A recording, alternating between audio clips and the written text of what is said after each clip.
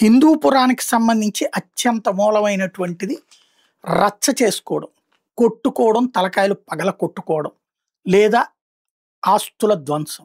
ఇప్పుడు ఇందులో స్పెషాలిటీ ఏంటంటే, గతంలో తెలుగుదేశం కార్యాలయం మీద దాడి గన్నవరం దగ్గర కావచ్చు, లేకపోతే విజయవాడ దగ్గర కావచ్చు, చేసినప్పుడు ఎట్లాంటి తప్పైతే వైసీపీ చేసిందని తెలుగుదేశం చెప్పిందో సేమ్ ఇప్పుడు చేస్తున్నారు. ఆ రోజున ఏదో అన్నారు కాబట్టి మా వాళ్ళు దాడి చేశారు, అదేది బీపీలు రైజ్ అయిన చేశారు, జగనే స్వయంగా క్లెయిమ్ చేసింది, అయిపోయింది. వాళ్ళ మీదన మొక్కుబడిగా కేసు పెట్టి బెయిల్ కూడా స్టేషన్ బెయిల్ ఇచ్చి పంపించేశారు.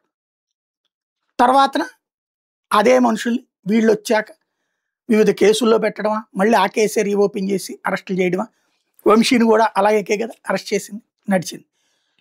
ఇప్పుడు బాలకృష్ణ లోకల్గా ఉన్న బాలకృష్ణతో ఏం పని అన్నందుకు ఇప్పుడు అక్కడ ఉన్నటువంటి హిందూపురం అమ్మాయి ఇన్ఛార్జి దీపిక వాళ్ళ భర్తని అన్నాడు అన్నటువంటి కారణంగా కార్యాలయం మీద దాడి.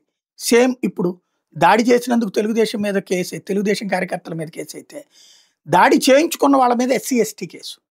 ఇది ఏమవుతుంది? ఇప్పుడు అరెస్ట్ చేస్తారు. ఇప్పుడు ఇద్దరు సెటిల్ చేసుకోవాలి. నీ కేసుల్లో నా వాళ్ళని అరెస్ట్ చేయబాక, నా కేసుల్లో నీ వాళ్ళని అరెస్ట్ చేయబాక. లేదు తెలుగుదేశం వాళ్ళకి స్టేషన్ బెయిల్ ఇస్తారు, వీళ్ళని రేపు పొద్దున్న జైలు, ఏది తన్నులు తిన్నటువంటి వాళ్ళకి, లేదా ఆ ధ్వంసం చేయించుకున్న వాళ్ళకి. రేపు పొద్దున అప్పుడు ఏమవుతుంది? ఇప్పుడు బాగానే ఉంటుంది, ఏముంది? ప్రభుత్వం మారకుండా చంద్రబాబు గారు చెప్పినట్టు, పవన్ కళ్యాణ్ గారు భావిస్తున్నట్టు, లోకేష్ గారు ఆశిస్తున్నట్టు శాశ్వతంగా తెలుగుదేశం అధికారంలో ఉంటే అసలు మిగతా పార్టీల వాళ్ళందరూ ఆత్మహత్య చేసుకోవడం బెటర్, లేదంటే రాష్ట్రం విడిచి వెళ్ళిపోవడం బెటర్. అలా కాకుండా అయితే ఏమవుతుంది? మళ్ళీ అరాచక రాజకీయం, మళ్ళీ వీళ్ళ విధ్వంసకాండ. దీనివల్ల రాష్ట్రానికి ఏమైనా ప్రయోజనం ఉందా?